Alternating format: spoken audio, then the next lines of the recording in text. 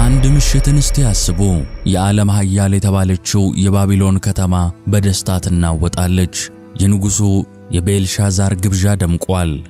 ሺህ መኳንንት ተሰብስበዋል። ወይን እንደ ውሃ ይፈሳል። የሙዚቃው ድምፅ የቤተ መንግሥቱን ጣራ ይነቀንቃል። ትዕቢቱ ሰማይ ደርሷል። ንጉሡና ሹማምንቱ በእግዚአብሔር ቤተ መቅደስ ንዋየ ቅድሳት ጽዋዎችን እየጠጡ ለጣዖቶቻቸው ይዘምራሉ። ማን ይነካናል? ማን ይደፍረናል? ይላሉ። ነገር ግን በአንዲት ቅጽበት ሳቁ ወደ ጩኸት ተቀየረ። ከየት እንደመጣች የማይታወቅ የሰው እጅ የምትመስል ጣት በነጩ የቤተ መንግሥት ግድግዳ ላይ ድንገት መጻፍ ጀመረች። ንጉሡ ተንቀጠቀጠ፣ ጉልበቶቹ ተብረከረኩ። የሞት ጥላ በግብዣው አዳራሽ ላይ አጠላ። በዚያች ሌሊት የማይደፈሩት የባቢሎን ግንቦች ወደቁ። የማይገረሰሰው ኢምፓየር ፈራረሰ። ግን ይህ ታሪክ ስለ ትዕቢተኛው ንጉሥ መውደቅ ብቻ አይደለም። ይህ ታሪክ በዛች ሌሊት ከግንቡ ውጪ ስለነበረው ስለ ሌላኛው ሰውም ጭምር ነው። እግዚአብሔርን የማያውቅ ነገር ግን እግዚአብሔር አውቀዋለሁ ስላለው ሰው። አረማዊ ንጉሥ ሆኖ ሳለ እግዚአብሔር እረኛዬና መሲሄ ብሎ ስለጠራው ሰው። ገና ሳይወለድ ከ150 ዓመታት በፊት ስሙ በትንቢት ስለተጻፈው ስለ ፋርሱ ንጉሥ ስለ ቂሮስ። እንዴት አንድ አረማዊ ንጉሥ የመጽሐፍ ቅዱስ ጀግና ሊሆን ቻለ? እንዴት እግዚአብሔር የማያምነውን ሰው ተጠቅሞ የሚያምኑት ልጆቹን ታደገ? ዛሬ እግዚአብሔር ዝም ያለ በሚመስልበት፣ ነገሮች ከቁጥጥር ውጪ በሆኑበት በዚህ ዘመን የቂሮስ ታሪክ ምን ይነግረናል? ወደ ታላቁ ቂሮስ አስደናቂ ታሪክና ወደ ማኔቴቄል ፋሬስ ስውር ምስጢር እንኳን በደህና መጣችሁ። ይህ እግዚአብሔር በሰው ልጆች ታሪክ ውስጥ እንዴት ጣልቃ እንደሚገባ የሚያሳይ የዘመናት ምስክር ነው። አብራችሁን ቆዩ።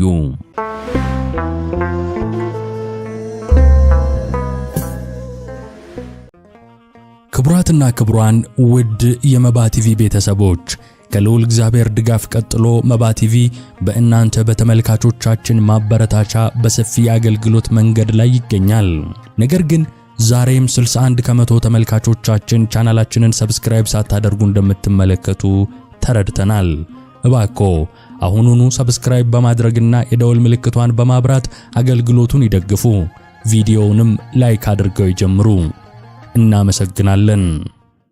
በስመ አብ ወወልድ ወመንፈስ ቅዱስ አሐዱ አምላክ አሜን። ጊዜው ከክርስቶስ ልደት በፊት 586 ዓመተ ዓለም ገደማ ነው። የባቢሎን ንጉሥ ናቡከደነጾር ምድርን እንደሚያንቀጠቅጥ አውሬ ሰራዊቱን አስከትሎ ወደ ይሁዳ ምድር ገባ። ኢየሩሳሌም፣ ያቺ እግዚአብሔር ከተማ፣ ያቺ የነቢያት መኖሪያ፣ ያቺ የንጉሥ ዳዊት ኩራት በዚያች ቀን የጭካኔን ጥግ አየች። ግንቦቿ ፈረሱ፣ ቤቶቿ በእሳት ተበሉ። ከሁሉም በላይ ግን የሕዝቡን ልብ የሰበረው የሰለሞን ቤተ መቅደስ መውደቅ ነበር። ያ በወርቅና በከበሩ ድንጋዮች ያሸበረቀው የእግዚአብሔር ክብር ያርፈበት የነበረ ቅዱስ ስፍራ በአረማውያን ወታደሮች እግር ተረገጠ። ካህናቱ በሰይፍ ወደቁ። የእግዚአብሔር ማደሪያን እሳት በላው። የእግዚአብሔር ማደሪያ እሳት ሲበላው የሕዝቡም ተስፋ አብሮ አመድ ሆነ። ከዚያም አስከፊው ጉዞ ተጀመረ። ወጣቶች፣ ሽማግሌዎች፣ እናቶችና ሕፃናት በሰንሰለት ታስረው በጠራራ ፀሐይና በውሃ ጥም እየተገፉ ወደ ሩቅ አገር ወደ ባቢሎን ተወሰዱ። ከኋላቸው የሚጨስ ከተማ፣ ከፊታቸው ደግሞ የባርነት ዘመን ይጠብቃቸዋል። ይህ ሽንፈት ወታደራዊ ብቻ አልነበረም፣ መንፈሳዊ ውድቀትም ነበር እንጂ። አምላካችን ተወን ብለው እንዲያስቡ የሚያደርግ የነፍስ ስብራት ዘመን። ባቢሎን ሲደርሱ ያጋጠማቸው ነገር ደግሞ ከሞት የሚከፋ ነበር። ባቢሎን በወቅቱ የዓለም የሥልጣኔ ማማ ነበረች። ውብ ሕንፃዎች፣ ተንጠልጣይ የአትክልት ስፍራዎችና ግዙፍ ጣዖታት የሞሉባት ከተማ። ነገር ግን ለምርኮኞቹ አይሁዶች ይህች ውብ ከተማ እስር ቤታቸው ሆነች። መጽሐፍ ቅዱስ ይህንን የናፍቆትና የሰቆቃ ጊዜ በመዝሙረ ዳዊት 137 ላይ በሕመም ይገልጸዋል። በባቢሎን ወንዞች አጠገብ በዚያ ተቀምጠን ሳለ ጽዮንን ባሰብናት ጊዜ አለቀስን። በግፍ የወሰዷቸውን እነዚህን ምርኮኞች ማራኪዎቻቸው እስቲ የጽዮንን ዝማሬ ዘምሩልን፣ አዝናኑን እያሉ ይሳለቁባቸው ጀመር። ነገር ግን ልባቸው የተሰበረው ምርኮኞች መልሳቸው አንድ ነው። በገናቸውን በሃያ ዛፍ ላይ ሰቀሉ። የእግዚአብሔርን ዝማሬ በባዕድ ምድር እንዴት እንዘምራለን አሉ። 1 ዓመት አይደለም 10 ዓመት አይደለም፣ 70 ዓመታት። 70 ዓመታት ሙሉ አንድ ትውልድ ነው። ባርነትን የማያውቁ አባቶች በናፍቆት ሞቱ። ነፃነትን የማያውቁ ልጆች በባርነት ተወለዱ። ቀናት ወደ ሳምንታት፣ ሳምንታት ወደ ዓመታት ተቀየሩ። እግዚአብሔር ዝም ያለ መሰለ። ሰማዩ እንደ ድንጋይ ጠጠረ። የነቢያት ትንቢት የከሰረ፣ የተስፋው ቃልም የጠፋበት ጊዜ መሰለ። በባቢሎን ወንዞች አጠገብ የተቀመጡት ምርኮኞች እንባቸውን እያፈሰሱ ወደ ሰማይ ሲመለከቱ አንድ ጥያቄ ብቻ ነበራቸው። እውነት እግዚአብሔር ለዘላለም ተወን? ወይንስ ይህንን የብረት ቀንበር የሚሰብርልንን ይልክልን ይሆን ይሉ ነበር። እነርሱ አያውቁም ነበር እንጂ እግዚአብሔር ከ150 ዓመታት በፊት መልሱን አዘጋጅቶታል። በጨለማው ውስጥ ብርሃን ሊያበራ ከማይጠበቅ አቅጣጫ፣ ከማይታሰብ ሰው እጅ የነፃነትን በር ሊከፍትላቸው እየመጣ ነበር። ጊዜውን ወደ ኋላ እንመልሰው። ባቢሎን ገና የዓለም ኃያል ሳትሆን፣ ኢየሩሳሌምም ሳትፈርስ፣ ሕዝቡም ወደ ምርኮ ሳይወርድ ከ150 ዓመታት በፊት በኢየሩሳሌም ምድር ነቢዩ ኢሳይያስ ብቻውን ተቀምጧል። የእግዚአብሔር መንፈስ የጊዜን መጋረጃ ቀዶ የሩቅ ዘመንን ነገር አሳየው። ነቢዩ ብዕሩን አነሳ። በብራናው ላይ አስደናቂ ቃላትን መጻፍ ጀመረ። የሚጽፈው ስለ አንድ ሀገር ወይም ስለ አጠቃላይ ሁኔታው አልነበረም። እግዚአብሔር ለአንድ ግለሰብ፣ ገና ላልተወለደ፣ ቅድመ አያቶቹ እንኳን ገና በምድር ላይ ላልነበሩ ሰው ስም አወጣለት። ስሙንም ቂሮስ ብሎ ጠራው። በዚያን ጊዜ ፋርስ ገና ያልተገነባች፣ በካርታ ላይም የማትታወቅ ትንሽ መንደር ነበረች። ዓለም ቂሮስ የሚባል ንጉሥ ይመጣል ብሎ ማሰብ ቀርቶ የፋርስ መንግሥት ይነሳል ብሎ የሚገምት እንኳን አልነበረም። ነገር ግን እግዚአብሔር ታሪክን የሚጽፈው ከተከሰተ በኋላ አይደለም፣ ከመሆኑ በፊት እንጂ። ነቢዩ ኢሳይያስ በትንቢቱ 44ኛው ምዕራፍ 28ኛው ቁጥር ላይ እንዲህ ሲል ጻፈ። ስለ ቂሮስ እርሱ እረኛዬ ነው፣ ፍቃዴንም ሁሉ ይፈጽማል፣ ኢየሩሳሌምንም ትሰሪያለሽ፣ ቤተ መቅደሱም ይመሰረታል ይላል ብሎ ጻፈ። ልብ በሉ፣ ይህ ትንቢት ሲጻፍ ኢየሩሳሌም ገና አልፈረሰችም፣ ቤተ መቅደሱም አልተቃጠለም። ነገር ግን ሁሉን አዋቂው አምላክ የኢየሩሳሌምን መፍረስ አልፎ መቅደሱ የሚሰራበትን ቀን አየ። የሚሰራውንም ሰው በስም ጠራው። ነገሩ በዚህ ብቻ አያበቃም። በኢሳይያስ ምዕራፍ 45 ላይ የምናነበው ቃል ይበልጥ የሚያስደነግጥ ነው። እግዚአብሔር ለዚህ አረማዊ ንጉሥ እርሱን ለይቶ ለማያውቀው ሰው በጣም የቀረበ የፍቅርና የሹመትን ቃል ይናገራል። ስለ ባሪያዬ ስለ ያዕቆብ በስምህም ጠራው፣ አንተ ግን አላወከኝም ይለናል። ይህ የትንቢት ቃል የእግዚአብሔርን ሉዓላዊነት በጉልህ ያሳያል። እግዚአብሔር የሚቀባቸው የሚመርጣቸው ካህናትንና የእስራኤልን ነገሥታት ብቻ አይደለም። ለዓላማው ሲል በሩቅ ሀገር ያለን ስለ እግዚአብሔር ምንም የማያውቅን አንድ የፋርስ ሰው ይቀባዋል፣ ይጠራዋል፣ ይሾመዋል። ለምን ካልን መልሱ ግልጽ ነው። በምድር ላይ ያሉ ነገሥታት፣ ዙፋኖችና ኃያላን ሁሉ ሳያውቁትም ቢሆን የእግዚአብሔር አገልጋዮች ናቸው። ቂሮስ ሰይፉን ሲወለውል እግዚአብሔር መንገዱን ያዘጋጅለት ነበር። ቂሮስ በምድራዊ ጥበብ አሸነፍኩ ብሎ ሲያስብ፣ እግዚአብሔር ግን እኔ ነኝ የረዳሁት ይል ነበር። ይህ ጥቅል መጽሐፍ፣ ይህ ከ150 ዓመታት በፊት የተጻፈ ደብዳቤ አቧራ ለብሶ ጊዜውን ይጠብቃል። የባቢሎን ግንብ ሲናድና ይህ ጥልቅ መጽሐፍ ሲከፈት ዓለም የምታየው ተአምር ይኖራል። ትንቢቱ በኢየሩሳሌም ሲጠበቅ፣ በምስራቅ በኩል ግን አንድ ያልተጠበቀ ታሪክ እየተጠነሰሰ ነበር። በአንሻር ምድር በአካሜዲን የዘር ሐረግ አንድ ሕፃን ተወለደ። ስሙም ቂሮስ ተባለ። ስለ አወላለዱ የሚነገሩ ብዙ አፈ ታሪኮች አሉ። አያቱ አስቲያገስ ሊገድለው እንደሞከረ፣ ነገር ግን በተአምር ተርፎ በእረኞች እጅ እንዳደገ ታሪክ ይነግረናል። ልክ እንደ ሙሴ ይህ ሕፃን ገና ከጠዋቱ ሞት ያሰፈሰፈበት፣ ነገር ግን ሰማይ የጠበቀው ሰው ሆነ። ቂሮስ ሲያድግ በውስጡ የሚንቀለቀለው ልዩ ራእይ ነበር። በወቅቱ ተበታትነው የነበሩትን የሜዶንና የፋርስ ነገሥታት አንድ አደረገ። ይህ የተዋሃደ መንግሥት በታሪክ ታይቶ የማይታወቅ ኃያል ሆነ። ቂሮስ በፈረስ ጀርባ ሆኖ ሰራዊቱን ሲመራ ከፊቱ የሚቆም ኃይል አልነበረም። እንደ አውሎ ንፋስ ትንሿ እስያን በመምታት የግዛቱን ወሰን አስፋፋ። ነገር ግን ቂሮስ ታላቁ ያስባለው የጦር ሜዳ ውሎ ብቻ አልነበረም። ልዩ የሚያደርገው የአገዛዝ ፍልስፍናውም ጭምር ነው። ከእርሱ በፊት የነበሩትን የዓለም ገዢዎችን እንመልከት። አሦራውያን በጭካኔያቸው የታወቁ ነበሩ። የጠላቶቻቸውን ቆዳ ይገፋሉ፣ የራስ ቅል ክምር ይቆልላሉ። ባቢሎናውያን እንደ ናቡከደነጾር ያሉት ደግሞ ከተማን በእሳት አቃጥለው ሕዝብን ለባርነት ያግዛሉ። የእነርሱ መርህ አጥፋና ግዛ የሚል ነበር። ቂሮስ ግን ፍጹም የተለየ መንገድን ይመርጣል። የቂሮስ መርህ ነፃነት ሰጥተህ ግዛ የሚል ነበር። ድል ያደረጋቸውን ሕዝቦች ባህል አላጠፋም፣ አማልክቶቻቸውን አልሰበረም። እንዲያውም በሰላም ግብር እስካስገባችሁ ድረስ በራሳችሁ እምነትና ሕግ መኖር ትችላላችሁ የሚል በወቅቱ ታይቶ የማይታወቅ ርኅራኄን አሳየ።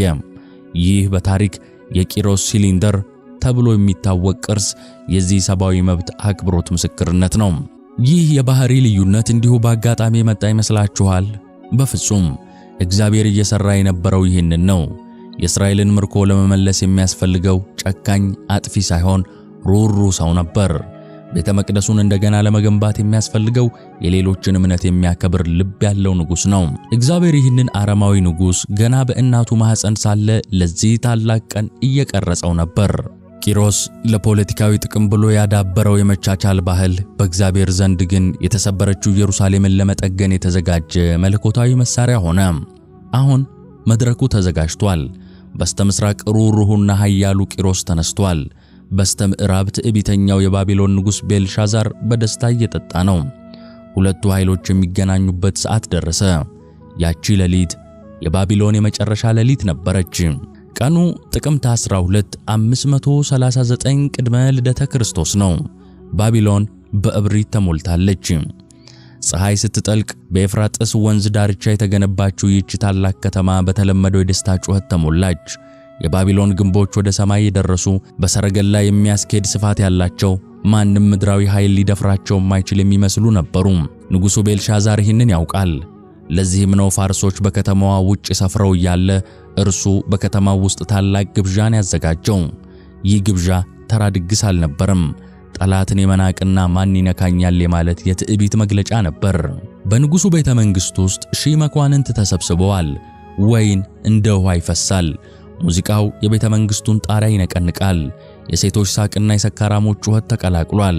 ቤልሻዛር በወይኑ ሞቅ ሲለው አንድ የሰይጣን ሐሳብ ወደ አእምሮ መጣ። ያ ሐሳብ ግን የመጨረሻውን ሚስማር የሚቸነክር ነበር። አባቴ ናቡከደነጾር ከኢየሩሳሌም ያመጣቸው የዚያ የዕብራውያን አምላክ የወርቅና የብር ዕቃዎችን አምጡልኝ ሲል አዘዘ። አገልጋዮቹ እየሮጡ ሄዱ። ካህናት በቅድስና የሚያገለግሉባቸውን የእግዚአብሔር ክብር ያረፈባቸውን ጽዋዎች አመጡ። ንጉሡ፣ ቁባቶቹና መኳንንቱ በእነዚህ ቅዱሳን ንዋያት ወይኑን ጠጡባቸው። እየጠጡም ለወርቅ ለብርና ለነሐስ እንዲሁም ለብረት አማልክቶቻቸው ዘመሩ። የሰማዩን አምላክ ንዋየ ቅድሳት ይዘው ለጣዖታት ክብር ሰጡ። ድፍረቱ ወሰኑን አለፈ። የትዕቢቱ ጽዋም ሞላ። ድንገት በአዳራሹ የነበረው ሳቅ በአንድ ጊዜ ተገታ። ሙዚቃው ቆመ። የሺህ ሰዎች ትንፋሽ ተገታ። ሁሉም ዓይኖች ወደ ነጩ የቤተ መንግሥት ግድግዳ ተተከሉ። ከየት እንደመጣች የማይታወቅ የሰው እጅ የምትመስል ጣት በኖራው ግድግዳ ላይ መጻፍ ጀመረች። ጣቷ ትንቀሳቀሳለች። ፊደላት ይቀርጻሉ። ነገር ግን ጸሐፊው አይታይም። ማኔ ቴቄል ፋሬስ። የንጉሡ ቤልሻዛር ፊት እንደ ሸክላ ገረጣ። መጽሐፍ ቅዱስ ሲገልጠው የወገቡ ጅማት ላላ፣ ጉልበቶቹም ተብረከረኩ ይላል። ቅድም በድፍረት ሲሳደብ የነበረው አንደበት አሁን በፍርሃት ተያዘ። ጠቢባን ተጠሩ፣ ኮከብ ቆጣሪዎች ገቡ፣ ግን ማንም ሊያነበው አልቻለም። ቃላቱ የአረማይክ ቋንቋ ቢመስሉም መልእክቱ ግን ተሰውሯል። በዚህ ጭንቅ መሃል ንግሥት እናቱ አንድ ሰው አስታወሰች። ንጉሥ ሆይ፣ በአባትህ ዘመን የነበረ የቅዱሳን አማልክት መንፈስ ያለበት አንድ ሰው አለ አለችው። ዳንኤል ወደ አዳራሹ ገባ። አሁን ዳንኤል ወጣት አይደለም። በሰማንያዎቹ ዕድሜ ውስጥ የሚገኝ ጸጉሩ የሸበተ ግርማ ሞገስ ያለው አረጋዊ ሆኗል። ወደ ሰካራሞቹና ወደ ፈራው ንጉሥ ሲመለከት በዓይኑ ውስጥ የሚነበበው ፍርሃት ሳይሆን የነቢይ ቁጣና ርኅራኄ ነው። ንጉሡ ይህንን ጽሑፍ ብትፈታው ሐምራዊ ልብስን አለብስሃለሁ፣ በመንግሥቴም ሦስተኛ ሹም ትሆናለህ አለው። ዳንኤል ግን አንገቱን ቀና አድርጎ መለሰ። ስጦታ ለአንተ ይሁን፣ ሽልማትህንም ለሌላ ስጥ ሲል መለሰለት። የዳንኤል ድምፅ በአዳራሹ ውስጥ እንደ ነጎድጓድ አስተጋባ። መጀመሪያ የንጉሡን ትዕቢት ገሰጸው። እግዚአብሔር ለአባቱ ለናቡከደነጾር የሰጠውን ሥልጣን አስታወሰው። ከዚያም ወደ ግድግዳው ዞረ። ጽሕፈቱ ይህ ነው አለ ዳንኤል። ማኔ እግዚአብሔር መንግሥትህን ቆረጠው ፈጸመውም፣ ቀናትህ አልቀዋል ንጉሥ ሆይ ማለት ነው ብሎ ተረጎመ። ቴቄል ማለት ደግሞ በሚዛን ተመዘንክ ቀለህም ተገኘህ ዋጋ የለህም ሲል ይተረጎማል። ፋሬስ መንግሥት ተከፈለች ለሜዶንና ለፋርስ ሰዎችም ተሰጠች ማለት ነው ብሎ ደመደመ። ገና የዳንኤል ንግግር ሳያልቅ ፍርዱ መፈጸም ጀምሮ ነበር። አሁን እይታችንን ወደ ውጪ እናድርግ። ቤልሻዛር በፍርሃት እየተንቀጠቀጠ በነበረበት በዚያች ቅጽበት ከግንቡ ውጪ ሌላ ታሪክ እየተከናወነ ነው። የፋርሱ ቂሮስ ወታደራዊ ልሂቅነቱን ያሳየበት ሌሊት ነበር። ባቢሎን በወፍራም ግንብ ብትታጠርም መሃሏን አቋርጦ የሚያልፍ አንድ ክፍተት ነበረባት፣ የኤፍራጥስ ወንዝ። ወንዙ ከግንቡ ስር ሾልኮ ወደ ከተማዋ ይገባል። ባቢሎናውያን ይህንን ያውቁ ስለነበር ወንዙ በሚገባበት ቦታ ሁሉ የብረት ዘንጎችና በሮችን ሰርተዋል። ነገር ግን ማንም ሰው ወንዙን ያቆመዋል ብለው አላሰቡም። ቂሮስ ግን አደረገው።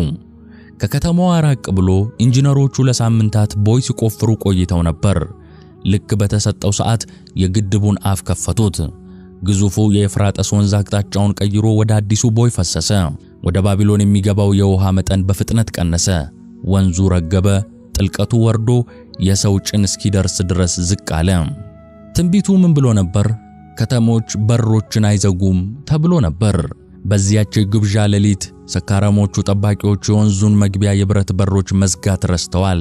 ውሃው ሲደርቅ በተፈጥሮ የተሰራ የሚመስል አውራ ጎዳና ተፈጠረ። የፋርስ ወታደሮች በጨለማ እንደ ጥላ እየተንሸራተቱ በጭቃው ላይም እየተረማመዱ ወደ ከተማዋ ሆድ ገቡ።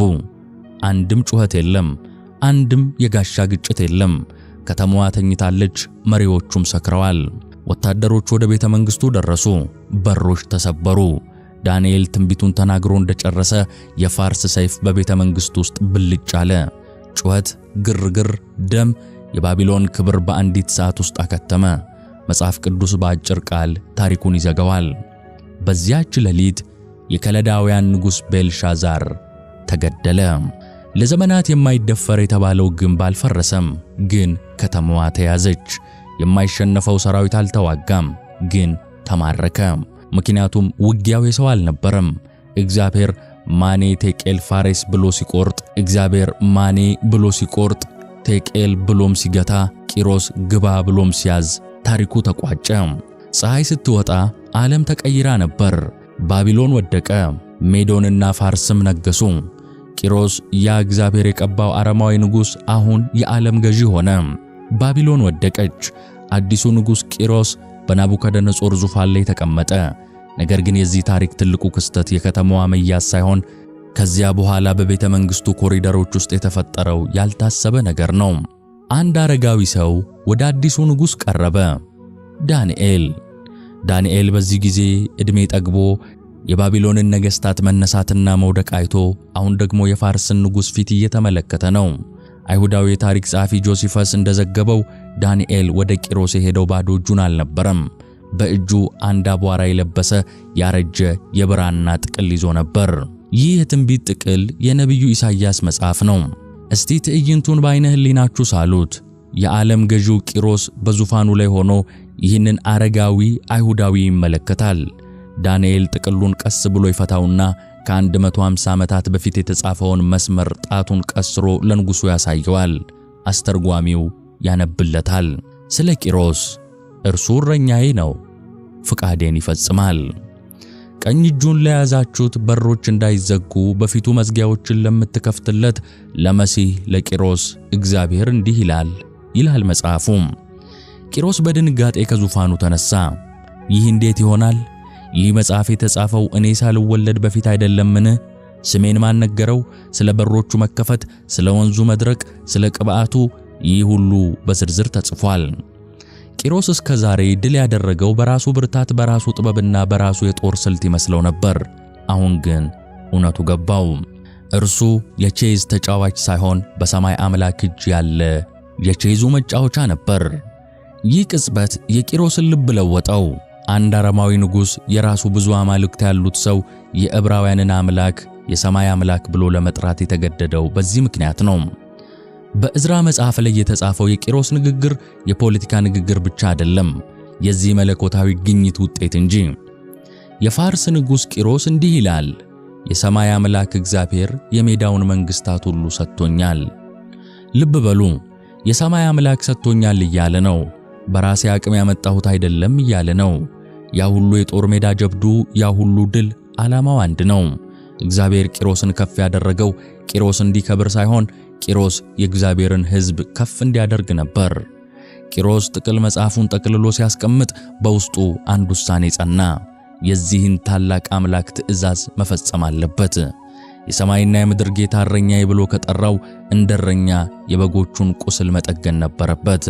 እናም ብዕሩን አነሳ። በዓለም ታሪክ ውስጥ ትልቁን የሰብአዊ መብትና የነጻነት አዋጅ ለመጻፍ ተዘጋጀ። የባቢሎን አደባባዮች ለ70 ዓመታት በለቅሶና በጭቆና ድምፅ ተሞልተው ነበር። ዛሬ ግን ታሪክ ተቀየረ። የንጉሡ አዋጅ ነጋሪዎች በከተማው አደባባይ ቆመው ታላቁን ቃል አወጁ። ማንም ከሕዝቡ ወገን የሆነ ወደ ኢየሩሳሌም ይውጣ፣ የሰማይ አምላክ ይርዳው፣ ቤተ መቅደሱንም ይስራ። ይህ ተራ አዋጅ አይደለም። ነገሩ ከሰው አእምሮ በላይ ነው። ቂሮስ አይሁዶችን ሂዱ ብሎ ብቻ አልለቀቃቸውም። ከንጉሡ ግምጃ ቤት ወርቅና ብር አውጥቶ ለግንባታው የሚሆን ወጪ ሰጣቸው። እናም ከሁሉም በላይ የሚያስደንቀው ነገር ተፈጠረ። ናቡከደነጾር በክፋት የዘረፋቸው በቤልሻዛር ግብዣ የረከሱት እነዚያ ቅዱሳን የእግዚአብሔር ቤተ መቅደስ ዕቃዎች ከግምጃ ቤት ወጡ። ጽዋዎቹ፣ ሳህኖቹ፣ ማንኪያዎቹ በአጠቃላይ 5400 የወርቅና የብር ዕቃዎች ቂሮስ በእርጋታ ቆጥሮ ለካህናት አለቆች አስረከበ። ይዛችሁ ሂዱ፣ ለአምላካችሁም ክብር አውሉት አላቸው። ምርኮኞቹ ጆሮአቸውን ማመን አቃታቸው። ይህ እውነት ነው ወይንስ ሕልም ተባባሉ። መጽሐፍ ቅዱስ በመዝሙር 126 ላይ የዚያን ቀን ስሜት እንዲህ ሲል ይገልጸዋል። እግዚአብሔር የጽዮንን ምርኮ በመለሰ ጊዜ ሕልም እንጂ እውነት አልመሰለንም። በዚያን ጊዜ አፋችን ደስታ ምላሳችንም ሐሴትን ሞላ ይላል። አዎ ሕልም መሰላቸው።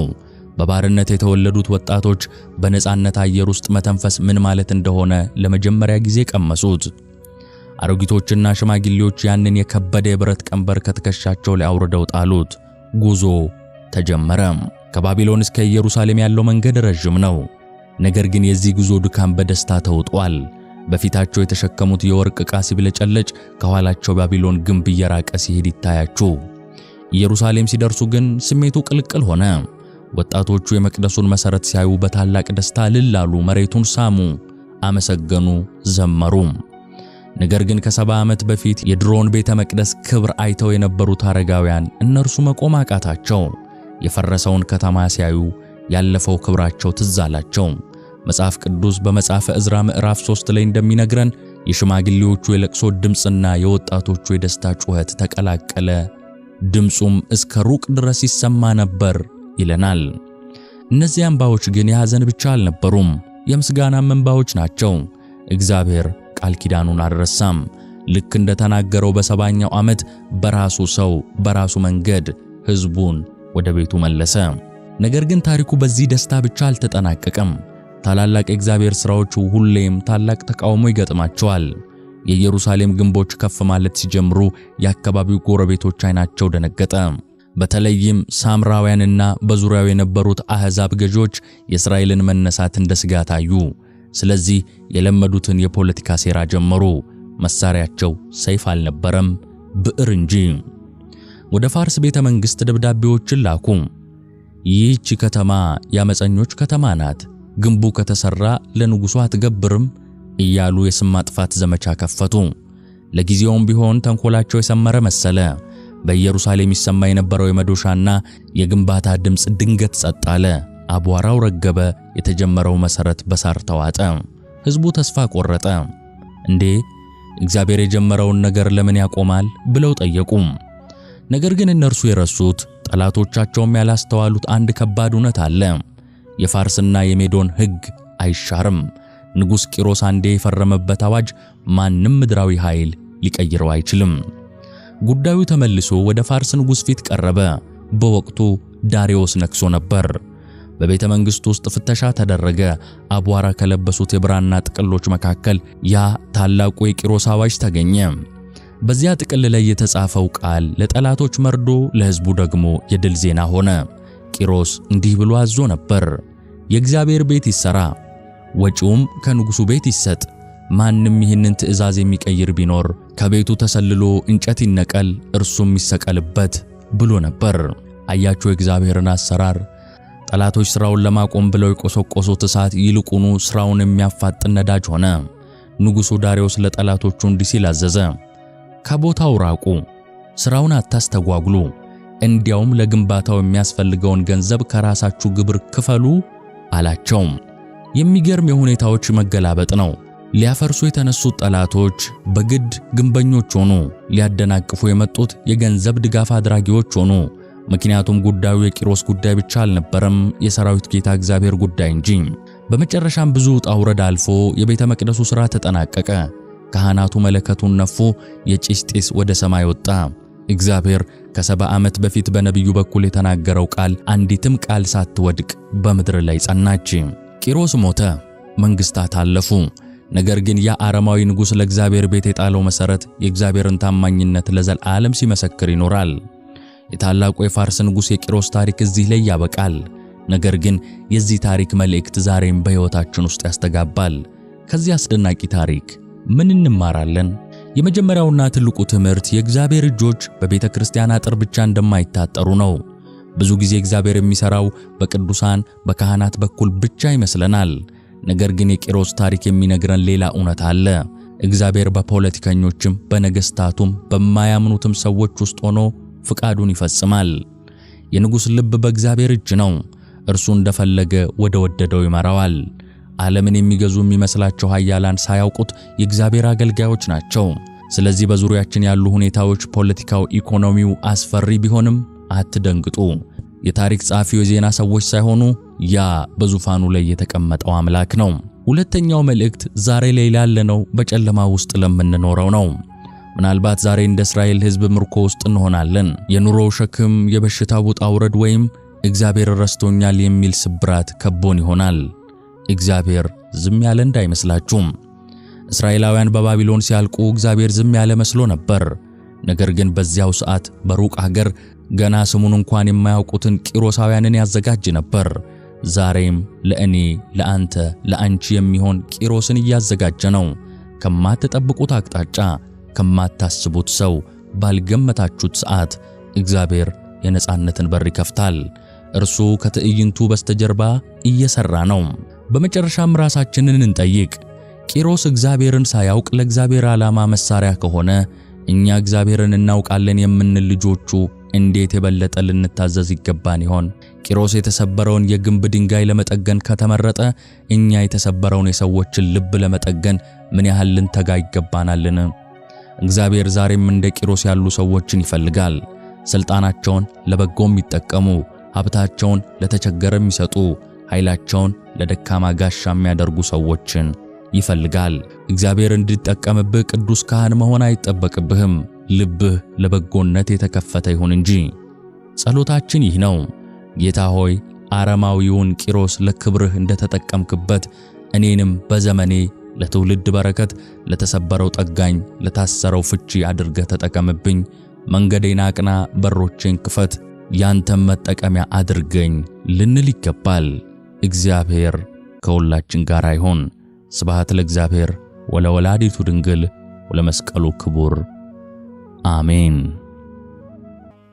ውድ ቤተሰቦቻችን ቻናላችን መባ ቲቪ ከልዑል እግዚአብሔር በታች በእናንተ በተመልካቾቻችን ድጋፍ ብዙ ማገልገል ችሏል። በመጀመሪያ ዛሬ ለደረስንበት ደረጃ ላደረጋችሁልን ቃላት የማይገልጹት ድጋፍ በታላቅ ትህትና ምስጋናችንን እናቀርባለን። የምንጓዘው ጉዞ ረጅም ነው፣ ራእያችንም ታላቅ ነው። ገና ያልተነገሩ የቅዱሳን ታሪኮች፣ ያልተመረመሩ የቤተ ክርስቲያን ሚስጥሮችና ለዚህ ትውልድ መድረስ ያለባቸው እልፍ አላፍ የእውነት ፍሬዎች አሉ።